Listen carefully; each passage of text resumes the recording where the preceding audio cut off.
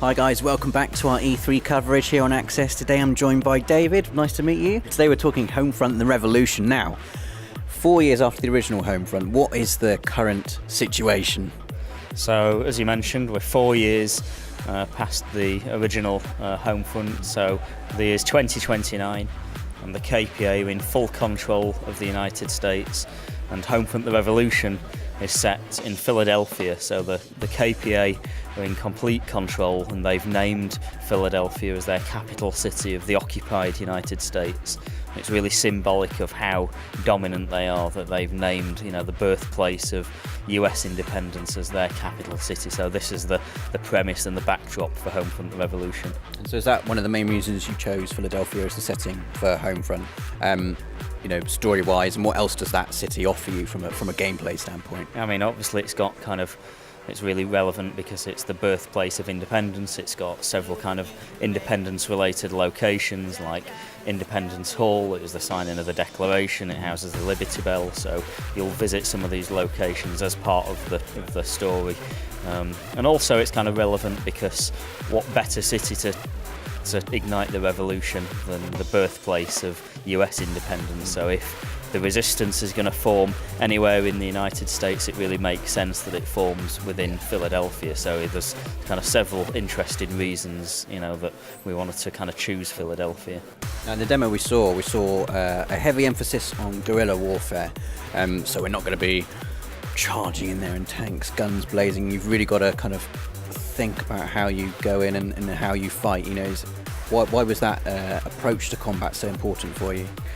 I think one of the main reasons is within our game, Homefront the Revolution, we've kind of gone with this kind of free roam sandbox Philadelphia, so kind of trying to get back to that Crytek DNA of kind of larger play areas and doing missions doing kind of several missions at once. But within that, you're really kind of choosing your kind of objectives, and you're really operating within this kind of game world, and it's really about kind of looking at the occupying forces and kind of choosing how you would best want to kind of strike at any given moment. So it's very much about kind of choosing your opportunity and choosing your time to strike, and then kind of trying to blend back into the population. If you don't do that, if you try and take the KPA on at their own game, kind of going all guns blazing, you'll be crushed. The KPA have got far superior technology. They've got drones and watchtowers and all of the other kind of trappings of occupation. So it's really not practical for you as a player to operate within this game world and try and take on the KPA at their own game, as it were. Sure. And also, visually it looks very, very striking. Obviously, with the Cry engine, you've been able to put a load of detail in there. I guess telling the story visually is quite important for you as well. Can you just tell us a little bit about some of the detail you put in there and what you were trying to achieve with the look of the game? Yeah, I mean, obviously we want to try and sell the kind of brutal dystopian game world, so it's very kind of Orwellian, very kind of, almost kind of 1984.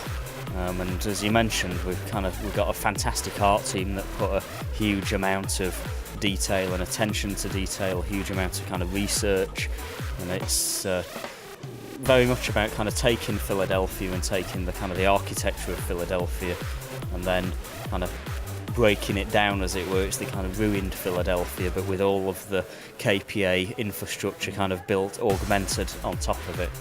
And so, there's a really high emphasis on fidelity and attention to detail and interactivity within that world, the scavenging for items and things like that, and using that kind of game world within the context of being a resistance fighter. Sure. You mentioned Orwellian as well, and there was a bit in the demo that kind of struck me when your resistance fighter was moving forward. Other Americans didn't seem to be too keen with them. They were telling them to get out. So it's like, I guess not everyone wants the resistance to succeed. That's a kind of strange state of affairs to have, where they're kind of almost accepting the fact that they've been occupied. Yeah, I mean, it's kind of an accurate scenario, right? That at the beginning of the game, you're under the boot of the KPA. This is 4 years into this occupation, and not everybody likes the occupation, but then again, you kind of learn to live with it. The civilians are if they don't want to be even worse off than they are, the KPA have rounded them up into these ghetto districts, and they're rationing power and food, and the civilians are really struggling to try and kind of get by day to day. But over the course of the game, what you find is that as you ignite the revolution and as the resistance grows, you get more resistance fighters on your side, so you'll see more resistance fighters within the game world. But yeah, civilians, if you kind of pull the gun out, quite often they'll flee from combat, and you'll get kind of different responses. You saw people kind of backing away and saying, "Whoa, whoa, whoa!" Like, are you a resistance fighter and that kind of stuff. So, but yeah, over the course of the game, it's kind of an evolving game world, and you see the revolution play out on the streets by the end of the game. And going back to the open world just briefly, we seem to be seeing this quite a lot in games at the moment. Shooters are going away from the traditional kind of linear model where you go from point A to point B and you shoot whatever's in the way. What do you think, having this open approach to specifically first-person shooters, what does that offer the genre that before we just didn't have? I mean, you mentioned earlier about the art fidelity and the fidelity of the environments, and I think what you're kind of increasingly seeing nowadays is, I think gamers want to spend time. You spend so much effort building up these game worlds, and you take an interesting premise like Homefront, and it's the right thing to do, to allow people time to explore and to live and breathe the game world a little bit more, not just to kind of be driven through it at 60 miles an hour, racing through all of that. You want to kind of immerse yourself in the game world, and it's important to us as well to put the player in that position. I mean, the whole point of Homefront: The Revolution really is to play out that scenario. What would you do if you were an everyman, if you were just an ordinary guy, and how would you fight back against a really oppressive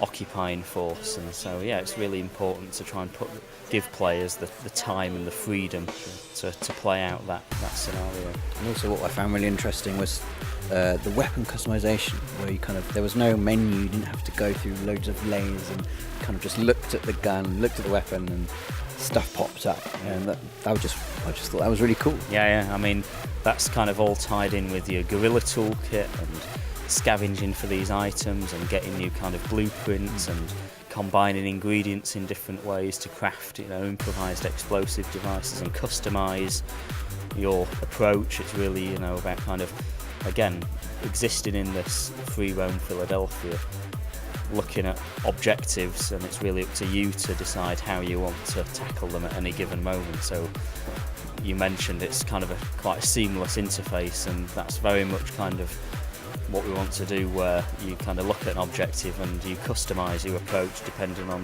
what you want to do at a given moment. There was also use of a mobile phone as well that was used. The map was on it, and it was also used to kind of tag security cameras. And so, can we expect to see a certain degree of stealth in the game as well? Yeah, I mean, that's clearly going to be part of trying to kind of choose your spot, choose when is the right time to strike. The smartphone is kind of a hub for quite a few kind of operations in the game. You've got the mission tracker, you've got the map, you've got the camera that you mentioned, you saw these. There's several other kind of apps as well that we can probably show and talk about in the future.